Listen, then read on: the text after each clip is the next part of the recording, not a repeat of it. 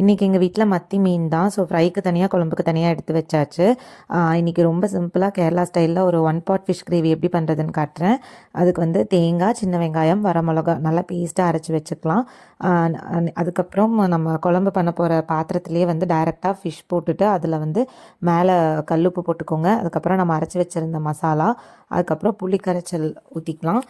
அதுக்கப்புறம் கருவேப்பிலை போட்டுட்டு இதோட மெயின் இன்க்ரீடியண்ட் வந்து தேங்காய் எண்ணெய் தான். ஸோ தேங்காய் எண்ணெயில் பண்ணால் தான் வந்து அந்த டேஸ்ட் வந்து சூப்பராக இருக்கும். அது எல்லாத்தையுமே போட்டுட்டு நல்லா மிக்ஸ் பண்ணிக்கோங்க. அந்த மசாலாவும் ஃபிஷ்ஷும் நல்லா மிக்ஸ் ஆகிற மாதிரி. அதுக்கப்புறம் ஒரு 10 to 15 மினிட்ஸ் இதை வந்து கேஸில் வச்சுருங்க. அது நல்லா கொதித்து அந்த ஃபிஷ்ஷெல்லாம் வந்து நல்லா வெந்திருக்கும். ஸோ இதுக்கப்புறம் மேலே வந்து தேங்காய் எண்ணெய் ஊற்றிட்டு நல்லா க்ளோஸ் பண்ணி வச்சுருங்க. அப்படியே சைட் பை சைடில் வந்து மத்தி மீனும் ஃப்ரை பண்ணி எடுத்துட்டோம். ஸோ இன்றைக்கி ஒரு சூப்பரான லன்ச் தான். White rice, fish fry and fish gravy. இந்த கிரேவி வந்து செம்ம டேஸ்டியாக இருக்கும். கண்டிப்பாக ட்ரை பண்ணி பாருங்கள். தேங்க்ஸ் ஃபார் வாட்சிங்.